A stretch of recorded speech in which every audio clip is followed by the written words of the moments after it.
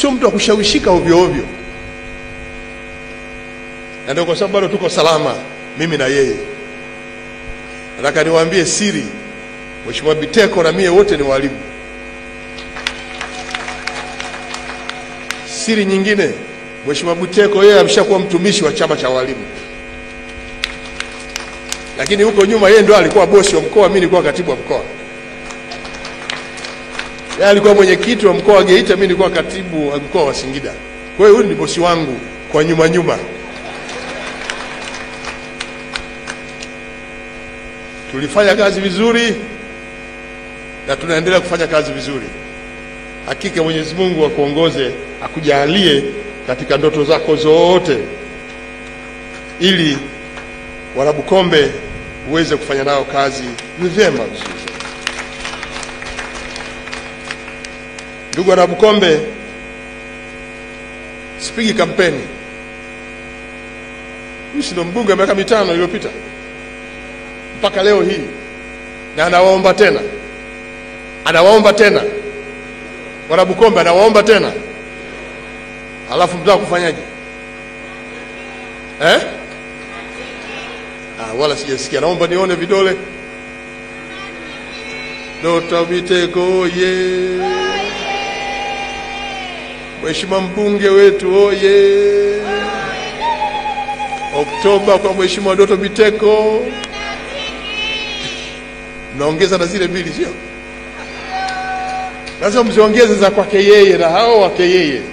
Msiende pengine. Nakushukuru sana Mheshimiwa Dr. Biteko kwa baraka hii. Mimi hata nikiondoka hapa saa hizi wala sina mashaka na wewe.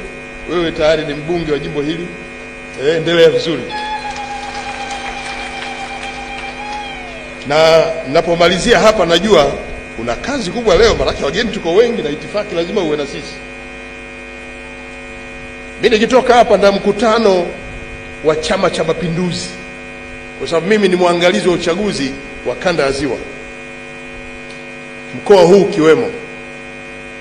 Nakutana na timu za viongozi kujua wamefikia hatua gani, wapi tunakwama na kwa nini hatupati kura za kutosha. Nakutana na wagombea wote wa bunge na madiwani. Sasa mkutano huo ni leo baada ya kikao hiki hapa Bukombe. Na Mheshimiwa Dr. Biteko ni mgombea mkuu bunge, lazima awepo kwenye kikao changu. Hapo ndio mtihani. Na mimi naanza kikao mara moja baada ya kutoka hapa. Na yeye amealika wageni, marafiki, wazee wake, walimu wake. Amesema chakula kula nao. Kazi kwako, unakuja kwenye mkutano wangu au unakula kwanza?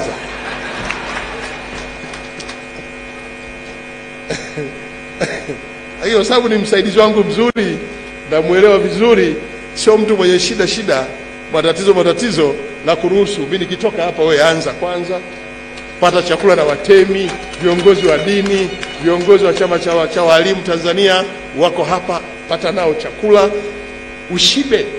Sio na washaka, mimi naenda kule kutengeneza mambo. Ukimaliza njoo tumalizie mambo. Mheshimiwa Dr. Biteko oye. Kwa hiyo baada ya kusema haya, walimu wenzangu, niwatakie kila laheri kwenye sherehe hii. Nimepata taarifa kwamba leo kutakuwa na mkesha na wasanii akina Magambo wako na Mr. K na yule anayesema mimi ni mpangaji wake.